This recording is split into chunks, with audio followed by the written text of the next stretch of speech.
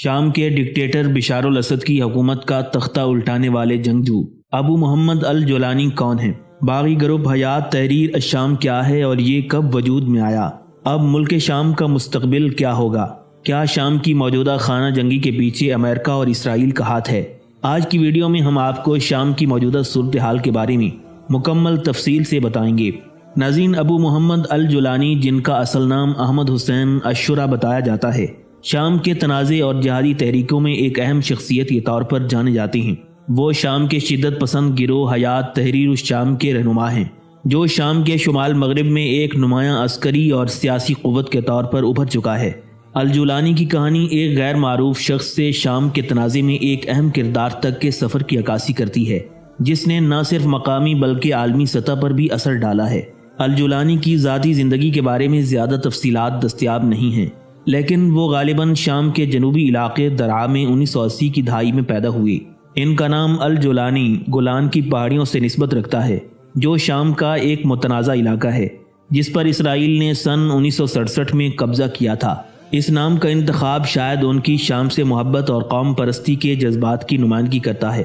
ابتدائی زندگی میں الجولانی نے غالباً مشرق وسطی میں جاری تنازعات اور سن 2003 میں عراق پر امریکی حملے سے متاثر ہو کر عسکریت پسندی کی طرف رجوع کیا۔ ان کی تعلیم یا خاندانی پس منظر کے بارے میں زیادہ معلومات دستیاب نہیں، لیکن وہ نوجوانی میں ہی شدت پسندی کی طرف مائل ہو گئے تھے۔ شام میں اپنی شناخت بنانے سے پہلے الجولانی عراق میں امریکی افواج کے خلاف جہاد میں شامل ہو گئے۔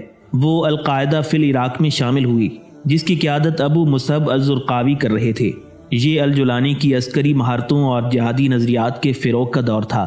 سن 2006 میں الزرقاوی کی موت کے بعد القاعدہ نے اپنا نام تبدیل کر کے دولت اسلامیہ فی العراق یعنی ISI رکھ دیا۔ الجولانی کو اس تنظیم میں اہم ذمہ داریاں دی گئیں، اور جب سن 2011 میں شام میں خانہ جنگی شروع ہوئی تو انہیں شام میں ISI کا اثر بڑھانے کی ذمہ داریاں دی گئیں۔ سن 2012 میں الجولانی نے شام میں ایک نیا گروہ جبہت النصرت قائم کیا، جو جلد ہی شام کے اپوزیشن کے دیگر گروہوں میں اپنی عسکری کارکردگی کی وجہ سے نمایاں ہو گیا۔ جبہت النصرت نے اپنے ابتدائی دنوں میں مقامی لوگوں کی حمایت حاصل کرنے کی کوشش کی اور ان علاقوں میں انسانی امداد فراہم کی جہاں حکومت کی عملداری کمزور تھی۔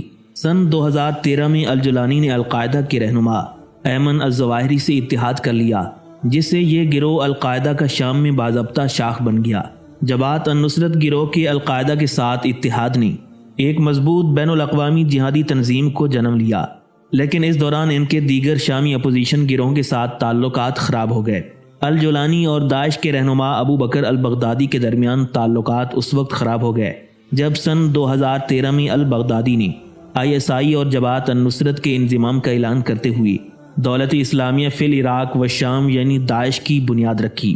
الجولانی نے اس انضمام کو مسترد کر دیا اور القاعدہ سے اپنی وفاداری برقرار رکھی۔ اس اختلاف نے داعش اور جبہت النصرت کے درمیان شدید لڑائیوں کو جنم دیا۔ داعش کے برعکس الجولانی نے ایک معتدل حکمت عملی اپنائی اور اپنی تنظیم کو مقامی لوگوں کے قریب رکھنے کی کوشش کی۔ اس حکمت عملی نے انہیں داعش کے سخت گیر نظریات سے الگ کر دیا۔ سن 2016 میں الجولانی نے جبہت النصرت کا نام بدل کر جبہت فتح الشام رکھ دیا اور اعلان کیا کہ وہ القاعدہ سے علیحدہ ہو رہے ہیں۔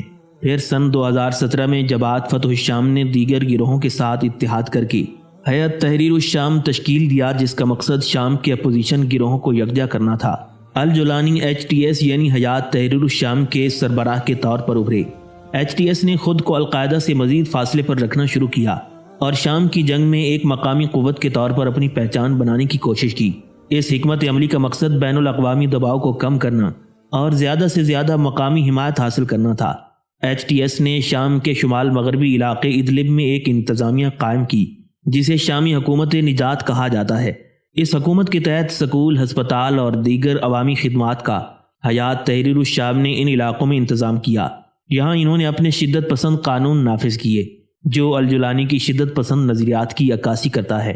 اگرچہ کچھ لوگ حیات تحریر الشام کی حکومت کو نسبتاً مستحکم قرار دیتے ہیں، لیکن الجولانی اور ان کے گروہ پر تنقید بھی کی جاتی ہے۔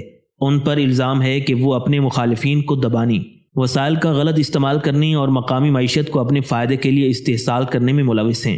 حالیہ برسوں میں الجولانی نے اپنی تنظیم کی شبیہ بدلنے کی کوشش کی ہے۔ انہوں نے روایتی جہادی لباس کی بجائے مغربی لباس میں عوامی سطح پر ظاہر ہونا شروع کیا۔ اور مغربی صحافیوں کو انٹرویو دیتے ہوئے ایچ ٹی ایس کو شام میں ایک ضروری قوت کے طور پر پیش کیا۔ یہ کوششیں ایک نئی حکمت عملی کا حصہ ہیں، لیکن ان پر شکوک و شبہات موجود ہیں۔ ناقدین کا کہنا ہے کہ ایچ ٹی ایس کی نظریاتی بنیاد اب بھی شدت پسندی پر مبنی ہے اور ان کے حالیہ اقدام محض بین الاقوامی پابندیوں سے بچنے کی کوشش ہیں۔ الجولانی کو کئی چیلنجز کا سامنا ہے۔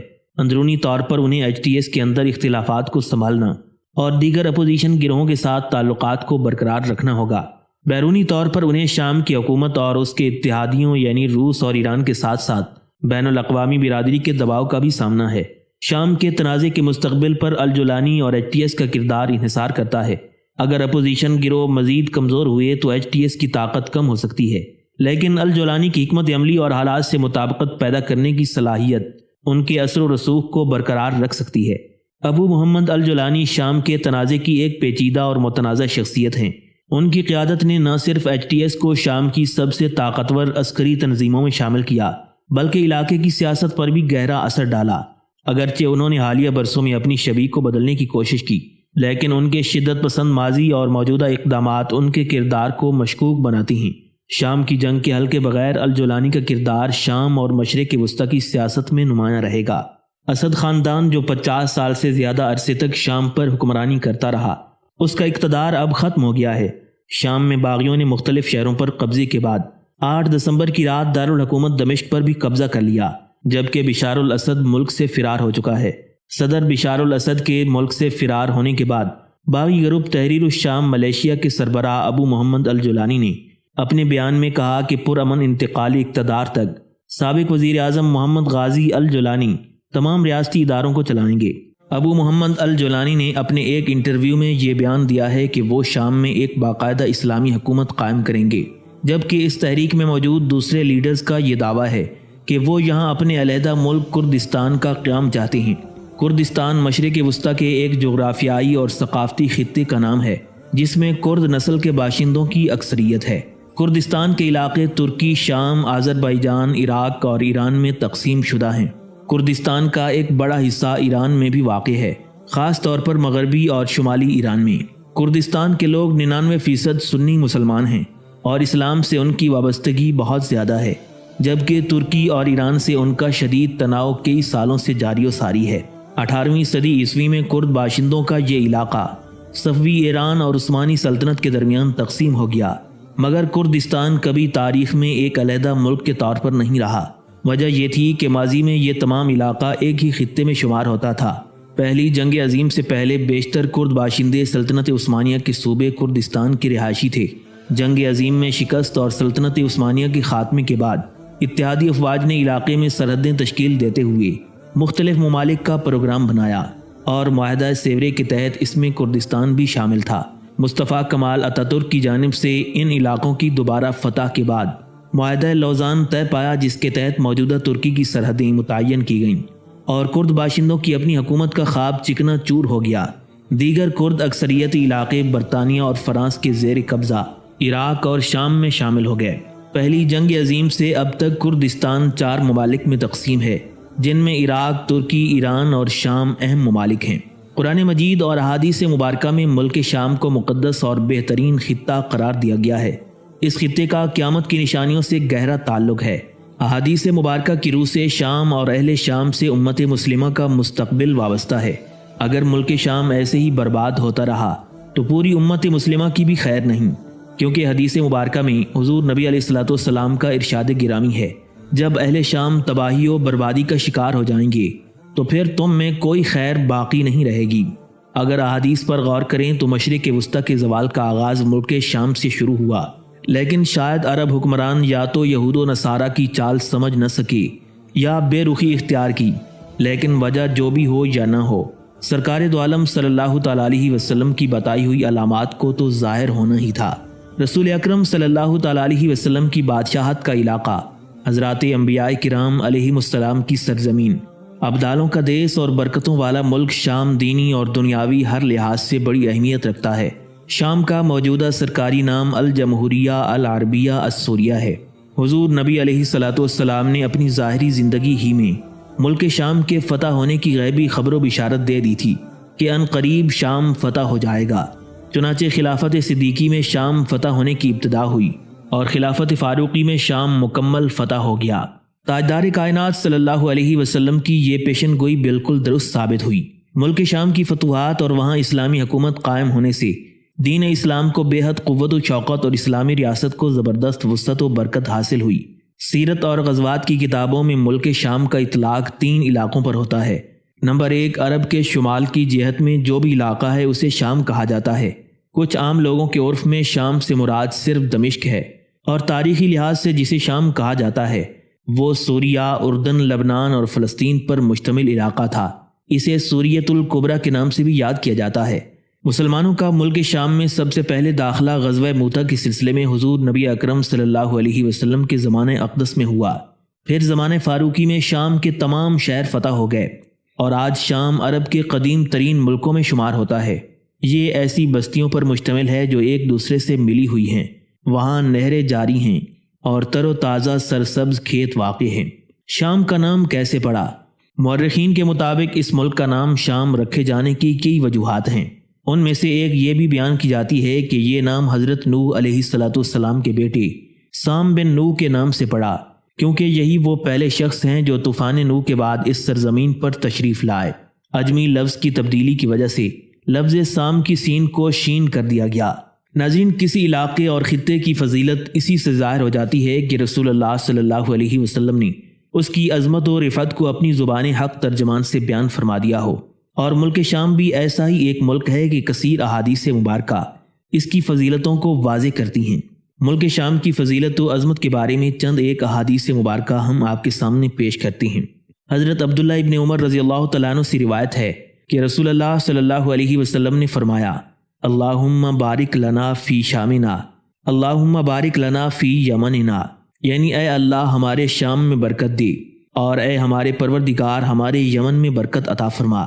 نجد والوں نے عرض کی اور ہمارے نجد میں بھی، تو حضور نبی علیہ السلام نے پھر یہی دعا فرمائی، اللہم بارک لنا فی شامنا وبارک لنا فی یمننا۔ نجد والے پھر بولے اور ہمارے نجد میں بھی برکت کی دعا فرمائیں۔ تاجدار مدینہ صلی اللہ علیہ وسلم نے ارشاد فرمایا، وہاں زلزلے اور فتنے ہوں گے اور وہاں سے شیطان کا سینگ نکلے گا۔ حضور نبی علیہ السلام نے اس دعا میں شام کو یمن پر اس لیے مقدم فرمایا کہ شام ہی میں قیامت قائم ہوگی۔ شام ہی فلسطین سے متصل ہے اور فلسطین میں بیت المقدس واقع ہے۔ ایک روایت کے مطابق شام میں 40 ابدال رہتے ہیں، اور جب ان میں سے کوئی ایک فوت ہو جاتا ہے تو اس کی جگہ دوسرے کو مقرر کر دیا جاتا ہے۔ حضرت ابو امامہ رضی اللہ تعالیٰ عنہ سے مروی ہے کہ رسول اللہ صلی اللہ علیہ وسلم نے فرمایا، ملک شام اللہ رب العزت کا چنا ہوا شہر ہے، اور وہ اپنے چنے ہوئے بندوں کو اس میں جمع فرما دے گا، اور ایسا کیوں نہ ہو کہ رحمت والے فرشتے اس ملک پر اپنے پر پھیلائے رہتے ہیں۔ حضرت زید بن ثابت رضی اللہ تعالیٰ عنہ سے مروی ہے کہ ایک دن ہم حاضر تھے کہ رسول اللہ صلی اللہ علیہ وسلم ارشاد فرمانے لگے، ملک شام کے لیے خوشخبری ہے، بے شک رحمان کے فرشتے اس پر اپنے پر پھیلائے رہتے ہیں۔ اس سرزمین میں فرشتوں کا مقرر ہونا حفاظت کے لیے بھی ہے۔ چنانچہ اس حدیث پاک کی شرح کرتے ہوئے حکیم الامت مفتی احمد یار خان نعیمی رحمۃ اللہ علیہ فرماتے ہیں، چونکہ 40 ابدال ہمیشہ شام کے شہر دمشق میں رہیں گے، اس لیے وہاں فرشتے حفاظت کے لیے مقرر ہیں۔ معلوم ہوا کہ اللہ والوں کی برکت سے ملک میں حفظ و امان رہتی ہے۔ خیال رہے کہ اس سے یہ لازم نہیں کہ شام میں کبھی کسی کو کوئی تکلیف نہیں ہوگی۔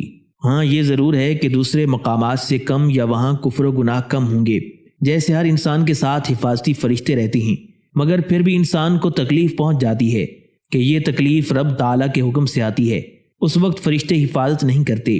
شام کے بارے میں رسول اللہ صلی اللہ علیہ وسلم نے ارشاد فرمایا، ان قریب یہ صورت پیش آئے گی کہ تمہارے مختلف لشکر ہو جائیں گے، ایک شام کا لشکر، ایک یمن کا لشکر اور ایک عراق کا لشکر ہوگا۔ حضرت ابن حوالہ رضی اللہ تعالیٰ عنہ نے عرض کیا، یا رسول اللہ صلی اللہ علیہ وسلم، اگر میں یہ صورتحال پاؤں تو کس کو اختیار کروں؟ حضور علیہ السلام نے ارشاد فرمایا، تم شام والوں کے ساتھ رہنا، کیونکہ وہ اللہ کی زمین میں بہتر ہوگی اور اللہ تعالیٰ اپنے نیک بندوں کو اس میں جمع کر دے گا۔ اگر تمہیں یہ قبول نہ ہو تو یمن والوں کے ساتھ رہنا اور اپنے حوضوں سے پانی پینا، اور اللہ تعالیٰ نے شام اور اس کے رہنے والوں کا میری خاطر ذمہ لے لیا ہے۔ شام والوں کے ساتھ رہنے کا حکم اس لیے دیا گیا کیونکہ فتنوں کے دور میں ایمان و عافیت کا مقام ملک شام ہوگا۔ چنانچہ ایک اور روایت میں ہے سن لو جب فتنے واقع ہوں گے تو ایمان ملک شام میں ہوگا۔ حضرت معاویہ بن ابو سفیان رضی اللہ تعالیٰ عنہ نے منبر پر بیان کیا کہ میں نے رسول اللہ صلی اللہ علیہ وسلم کو فرماتے ہوئے سنا، میری امت کا ایک گروہ ہمیشہ اللہ کے حکم کو قائم رکھے گا، انہیں رسوا کرنے یا ان کی مخالفت کرنے والا انہیں نقصان نہیں پہنچا سکے گا، یہاں تک کہ اللہ رب العزت کا حکم اور فیصلہ آ جائے اور وہ لوگوں پر غالب رہیں گے۔ یہ روایت سن کر کسی نے کھڑے ہو کر عرض کیا، امیر المومنین، میں نے حضرت معاذ بن جبل رضی اللہ تعالیٰ عنہ کو فرماتے ہوئے سنا ہے کہ اس گروہ سے مراد اہل شام ہیں۔ حضرت امیر معاویہ رضی اللہ تعالیٰ عنہ نے اونچی آواز میں فرمایا، یہ مالک گمان کرتے ہیں کہ انہوں نے حضرت معاذ بن جبل رضی اللہ تعالیٰ عنہ سے سنا ہے کہ اس فرمان رسول میں گروہ سے مراد اہل شام ہیں۔ ناظرین، احادیث صحیحہ میں یہ بات ثابت ہے کہ میدان حشر شام میں واقع ہوگا۔ حضرت ابو ذر غفاری رضی اللہ تعالیٰ عنہ بیان کرتے ہیں کہ نبی علیہ الصلوۃ والسلام نے فرمایا، شام معاشر اور پھیلنے کی زمین ہے، یعنی وہ جگہ جہاں پر لوگ جمع ہوں گے اور حساب و کتاب ہوگا۔ لوگ اپنی قبروں سے نکل کر ملک شام کی طرف دھکیلے جائیں گے، کیونکہ اللہ تبارک و تعالیٰ نے سرزمین شام میں جہان والوں کے لیے برکت رکھی ہے۔ ملک شام میں اس وقت ہونے والی تباہی کے پس پردہ امریکہ، اسرائیل اور روس سرگرم عمل ہیں، جہاں اب تک لاکھوں افراد بے گھر اور موت کے منہ میں جا چکے ہیں۔ حالانکہ یہ وہ ملک ہے جو ظہور اسلام سے پہلے بھی انبیاء کرام علیہ السلام کی سرگرمیوں کا مرکز اور پناہ گاہ ثابت ہوا۔ حضرت سیدنا ابراہیم علیہ الصلوۃ والسلام نے نمرود سے نجات اور اس کی تباہی کے بعد شام کا رخ اختیار کیا تھا، اور حضرت لوط علیہ السلام کے لیے بھی یہ شہر پناہ گاہ رہا ہے۔ ملک شام نہ صرف عرب ممالک بلکہ اس دور کے کئی دوسرے ملکوں کے لیے بھی تجارتی اور کاروباری سرگرمیوں کا مرکز رہا۔ تاجدار مدینہ صلی اللہ علیہ وسلم نے بچپن میں حضرت ابو طالب کے ہمراہ جو تجارت کی غرض سے یہاں آئے تھے یہ شہر دیکھا، جہاں بعض یہودی عمائدین نے آپ کے چہرے مبارک کو دیکھ کر آپ کے رسول ہونے کی بشارت دی، اور اعلان نبوت کے بعد آپ کے دست مبارک پر بیعت کرنے کے عزم کا بھی اظہار کیا۔ حضور نبی اکرم نور مجسم شفیع معظم صلی اللہ علیہ وسلم کی زوجہ محترمہ حضرت خدیجۃ الکبریٰ رضی اللہ تعالیٰ عنہ کی تمام تجارت کا مرکز دمشق تھا، اور ان کا پہلا اونٹ سامان تجارت کو اٹھائے مکہ مکرمہ کے باہر اور آخری اونٹ دمشق تک پہنچ جاتا تھا۔ ان کی تعداد 1000 کے لگ بھگ تھی، اور حضرت خدیجۃ الکبریٰ رضی اللہ تعالیٰ عنہ مکہ معظمہ کی سب سے مالدار صاحب استطاعت اور کاروباری خاتون تھیں۔ نبی اکرم صلی اللہ علیہ وسلم نے ملک شام کے حق میں متعدد مرتبہ دعائیں مانگیں، اور یہ بھی فرمایا کہ فتنے کے دور میں ایمان صرف شام میں باقی رہے گا۔ آپ نے اسے مومن کا بہترین ٹھکانہ قرار دیا اور اسے اہل حق کا مرکز کہا۔ غرض حضور نبی علیہ الصلوۃ والسلام نے متعدد موقعوں پر اس شہر کی عظمت کا اعتراف کرتے ہوئے اس کی تعریف و تحسین میں کوئی کسر اٹھا نہ رکھی۔ سانحہ کربلا کے بعد بھی سیدہ زینب سلام اللہ علیہا تمام لواحقین کے ہمراہ دمشق روانہ ہوئیں، اور یزید کی طرف سے سیدنا امام حسین علیہ السلام کی لاش کے بے حرمتی پر جس شدید رد عمل کا اظہار کیا، اس نے آپ کو شہادت کے مقام پر پہنچا دیا۔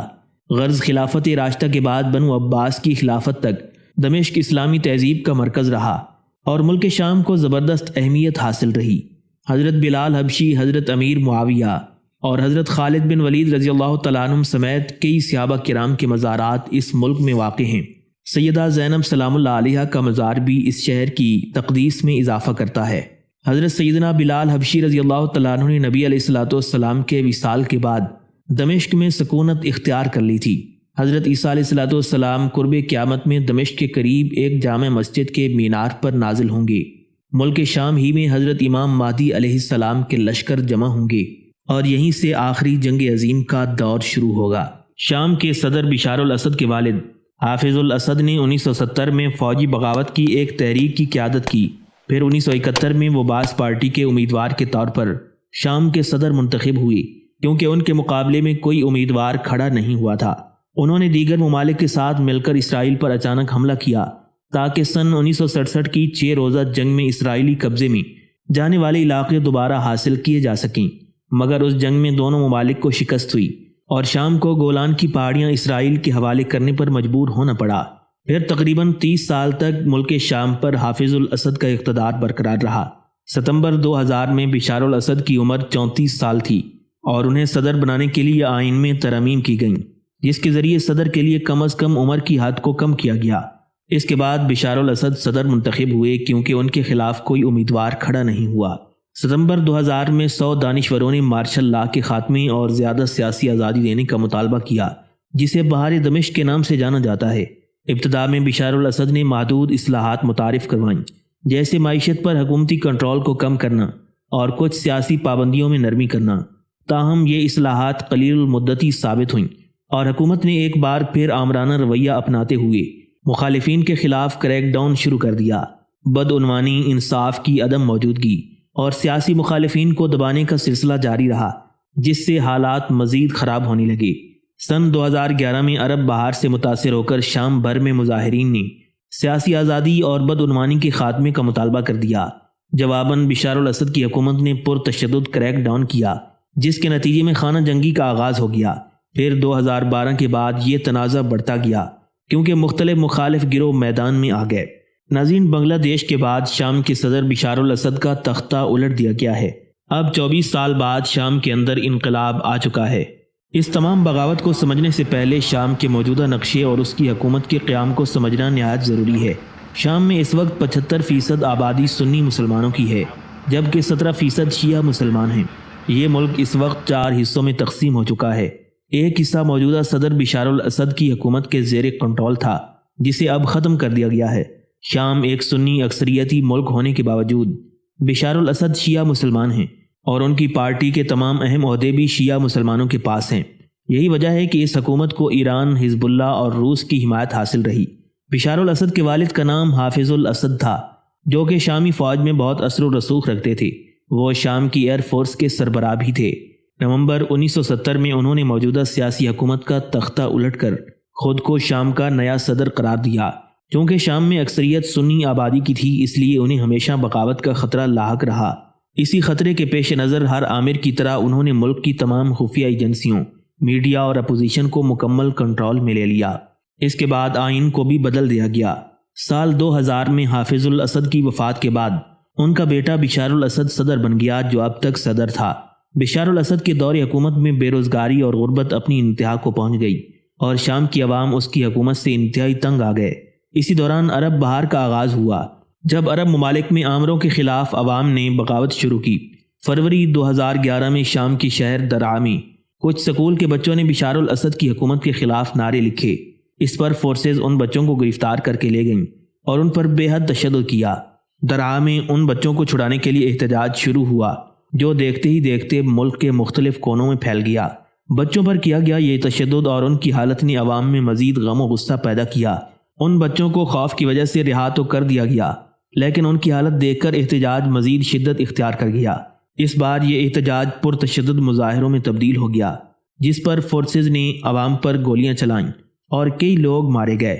عوام کو روکنے کے لیے ان پر ٹینکوں اور ہیلی کاپٹرز کا بھی استعمال کیا گیا، جس کی وجہ سے غصے میں آ کر یہ احتجاج پورے ملک میں پھیل گیا اور حالات یہاں تک پہنچ گئے کہ فوج اور عوام ایک دوسرے کے سامنے آ کھڑے ہوئے۔ عوام اپنی ہی فوج پر پتھر پھینکنے لگی اور جواباً فوج ان پر گولیاں چلا کر انہیں قتل کرنے لگی۔ اپنے ہی لوگوں پر گولیاں چلانے کی وجہ سے فوج کے اندر بغاوت شروع ہو گئی۔ باغی فوجی عوام کے ساتھ مل کر ان کی تربیت کرنے لگے اور ایک نئی فوج تشکیل دی گئی، جس کا نام فری سیرین آرمی رکھا گیا۔ اس کا مقصد شامی فوج سے لڑنا اور شام کو آزاد کروانا تھا۔ پھر دیکھتے ہی دیکھتے دنیا بھر سے لڑاکا افراد اس فوج میں شامل ہونے لگے۔ عراق سے ایک گروپ بھی اس فوج میں شامل ہوا، جسے ISI کہا جاتا ہے۔ بعد میں یہ گروپ شام میں داخل ہو کر اپنا نام داعش رکھ لیتا ہے۔ داعش نے اس لڑائی اور بد امنی کا فائدہ اٹھایا، جبکہ شام کی کرد عوام، جو کہ کردستان کے نام سے ایک ملک کی تشکیل کا مطالبہ کر رہے تھے، اس نے بھی اس موقع کو غنیمت سمجھا۔ کرد فوج نے موجودہ حالات کا فائدہ اٹھا کر شام کے کئی علاقوں پر کنٹرول حاصل کر لیا، جو کہ اب بھی ان کے زیر قبضہ ہیں۔ کرد قوم شام کے علاوہ ایران، عراق اور خاص طور پر ترکی میں بھی بڑی تعداد میں پائے جاتے ہیں۔ یہ ان ممالک کے کچھ حصوں کو ملا کر ایک نیا ملک کردستان بنانا چاہتے ہیں۔ امریکہ بھی کرد عوام کی حمایت کرتا ہے اور اس وقت شام میں یہ کرد عوام بیک وقت بشار الاسد اور ترکی کے خلاف لڑ رہے ہیں، تاکہ ترکی کو کمزور کر کے اسے کردستان میں شامل کیا جا سکے۔ آہستہ آہستہ دنیا کے باقی ممالک بھی اس جنگ میں شامل ہو گئے، کیونکہ ایران نے ہر ممکن طریقے سے اسلحہ اور اپنی فوج کے ذریعے بشار الاسد کی مدد کی تاکہ اس بغاوت کو روکا جا سکے، لیکن ایسا ممکن نہ ہو سکا۔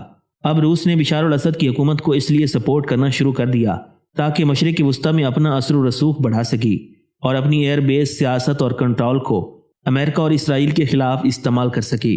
اس کے جواب میں امریکہ نے بھی روس کو روکنے کے لیے فری سیرین آرمی اور داعش کو ہتھیار اور مدد فراہم کرنا شروع کر دی۔ یعنی ان تمام ممالک نے اپنے مفادات کی خاطر شام کو ایک جنگ کا میدان بنا دیا ہے۔ دنیا کے اس وقت 200 ممالک ایسے ہیں جنہوں نے ایک معاہدہ کر رکھا ہے کہ وہ کیمیکل ہتھیاروں کو کبھی بھی انسانوں پر استعمال نہیں کریں گے، لیکن شامی فوج نے بشار الاسد کے حکم پر اپنے ہی لوگوں پر کیمیکل ہتھیار استعمال کیے۔ حالانکہ شام نے یہ معاہدہ تسلیم نہیں کیا تھا، لیکن اس کے باوجود اقوام متحدہ میں چین اور روس کے ویٹو پاور استعمال کرنے کی وجہ سے بشار الاسد کی حکومت کو بچا لیا گیا۔ اسی دوران امریکہ نے شام کے اندر ایک ٹارگیٹڈ آپریشن شروع کیا جس میں داعش کو نشانہ بنایا گیا، اور اس کی ویڈیوز یقیناً آپ نے دیکھی ہوں گی۔ اس دوران ہم دیکھتے ہیں کہ ترکی نے بھی کردوں کے خلاف ایئر سٹرائک شروع کر دی، اور روس نے بشار الاسد کو بچانے کے لیے شام میں اپنا ایک ایئر بیس قائم کر لیا۔ آج ان تمام مفاد پرستوں نے شام کا حال انتہائی خراب کر دیا ہے۔ ٹرمپ کے دور حکومت میں امریکہ اس جنگ سے نکل گیا تھا، لیکن بشار الاسد کی فوج کی طرف سے اپنے ہی لوگوں پر کیمیکل ہتھیاروں کے دوبارہ استعمال کی وجہ سے امریکہ ایک بار پھر اس جنگ میں شامل ہو گیا۔ تاہم محققین کا یہ بھی ماننا ہے کہ امریکہ دراصل اسرائیل کی مدد کے لیے آیا تھا تاکہ اس طرف سے اسے کوئی خطرہ نہ ہو۔ سن 2017 میں حیات تحریر الشام نامی ایک جماعت وجود میں آئی جو کئی عسکری گروپوں کے احتجاج کا نتیجہ تھی۔ ابتدا میں اس جماعت کو القاعدہ کی حمایت بھی حاصل تھی، لیکن سن 2017 میں یہ القاعدہ سے علیحدہ ہو گئی۔ آج شام کا تقریباً 1/3 حصہ اس کے کنٹرول میں ہے۔ یہ ایک سنی باغی جماعت ہے جس کا مقصد پورے شام میں اسلامی نظام قائم کرنا ہے۔ شام کے ایک اور علاقے گولان ہائٹس پر اسرائیل نے قبضہ کر رکھا ہے۔ حال ہی میں تحریر الشام نے بشار الاسد کی حکومت کے تحت شام کے شہر حلب پر قبضہ کر لیا اور دارالحکومت دمشق جانے والے اہم ترین راستے کو اپنی کنٹرول میں لے کر دمشق کی تمام اہم سرکاری عمارتوں جیسا کہ airport, radio buildings, Bashar al-Assad کا سرکاری محل اور حکومتی دفاتر پر قبضہ کر لیا، اور یوں حیات تحریر الشام کے گروپ نے بشار الاسد کی حکومت کو گرا کر پورے ملک پر قبضہ کر لیا ہے۔ بشار الاسد ملک چھوڑ کر فرار ہو چکا ہے اور اس نے اپنے حامی روس کے ہاں پناہ لی ہے۔ شام کی عوام اس کی سرکاری رہائش گاہ میں داخل ہو کر اس کا تمام سامان لوٹ چکے ہیں۔ یہ سب کچھ ہونے کے بعد سب سے اہم سوال یہ ہے کہ آخر آگے کیا ہوگا؟ امریکہ کے لیے یہ بہت خوشی کی خبر ہے، کیونکہ اسرائیل اور غزہ جنگ میں حزب اللہ جو کہ ایران کا پراکسی گروپ ہے، ان ہتھیاروں سے اسرائیل پر حملہ کر رہا تھا جو در حقیقت شام کے راستے لبنان بھیجے جاتے تھے، لیکن اب وہ راستہ بند ہو جائے گا۔ دوسری طرف روس جو یوکرین جنگ میں اتنا الجھا ہوا ہے، بشار الاسد کی حکومت کو بچانے کی قابل نہیں رہا۔ اس کا مطلب یہ ہے کہ امریکہ تقریباً شام سے روس کے اثر و رسوخ کو ختم کرنے میں کامیاب ہو چکا ہے۔ اس لیے کچھ لوگوں کا یہ ماننا ہے کہ اس تحریر الشام گروپ کو در حقیقت امریکہ نے فنڈ کیا ہے، کیونکہ اس میں امریکہ کا مفاد تھا۔ یہ بھی رپورٹ ہوا ہے کہ اس تحریک کے کمانڈر نے اسرائیل سے کہا تھا کہ اس حملے میں ہماری مدد کریں، یعنی ایک طرف سے ہم حملہ کریں اور دوسری طرف سے آپ حملہ کریں، تاکہ بشار الاسد کی حکومت کو مکمل طور پر دباؤ میں لا کر ختم کیا جا سکے۔ اب مسئلہ یہ ہے کہ یہ بات تقریباً طے ہے کہ شام کئی ٹکڑوں میں تقسیم ہونے والا ہے، اور یہ اسرائیل کے لیے گریٹر اسرائیل کی طرف پہلا قدم ہوگا۔ جیسے ہی شام ٹوٹے گا تو گولان ہائٹس پر موجود اسرائیلی فوج اس حصے پر قبضہ کر لے گی۔ آج بھی اسرائیلی فوج اپنے یونیفارم پر گریٹر اسرائیل کا نقشہ لگاتی ہے۔ اس نقشے میں مصر، عراق اور سعودی عرب کا بھی ایک بہت بڑا حصہ شامل ہے۔ عراق اور مصر اس وقت اتنی کمزور معاشی حالت میں ہیں کہ اسرائیل امریکہ کی مدد سے ان پر ابھی بھی قبضہ کر سکتا ہے، لیکن سعودی عرب میں آہستہ آہستہ اپنی کاروباری سرمایہ کاری کے ذریعے اسرائیل اپنا اثر و رسوخ بڑھا رہا ہے۔ غزہ پر حملوں کے بعد اسرائیل نے گریٹر اسرائیل کی ابتدا فلسطینیوں کو قید کر کے کر دی ہے، اور اب وہ وہاں اقلیت بن چکے ہیں۔ شام کے ٹوٹنے کے بعد گریٹر اسرائیل کا یہ منصوبہ حقیقت بنتا دکھائی دے رہا ہے۔ اس سارے معاملے کی سب سے بڑی وجہ بشار الاسد کی ضد اور انا تھی، جس نے اس خوشحال ملک کو اس ناج پر پہنچا دیا اور تمام مفاد پرستوں کو موقع دیا کہ اپنے فائدے کے لیے اسے نوچ نوچ کر تباہ کر دیں۔ لیکن آخرکار ہمیشہ کی طرح اس عامر کی حکومت کا سورج بھی آج غروب ہو گیا۔ اب آگے حالات کیا رخ لیتے ہیں یہ تو آنے والا وقت ہی بتائے گا۔ شام کی سرزمین جو انبیاء کی سرزمین ہے اور اللہ کے رسول صلی اللہ علیہ وسلم نے اسے مقدس اور بہترین خطہ قرار دیا ہے، اب ایک بار پھر لہو لہو ہو چکا ہے۔ ہزاروں مسلمان اس خانہ جنگی کی بھینٹ چڑھ چکے ہیں اور لاکھوں لوگ بے گھر ہو چکے ہیں۔ ہماری دعا ہے کہ اللہ تبارک و تعالی شام کے مسلمانوں کی اس آزمائش اور مشکل وقت میں مدد فرمائے اور شام میں امن و امان کی فضا قائم ہو۔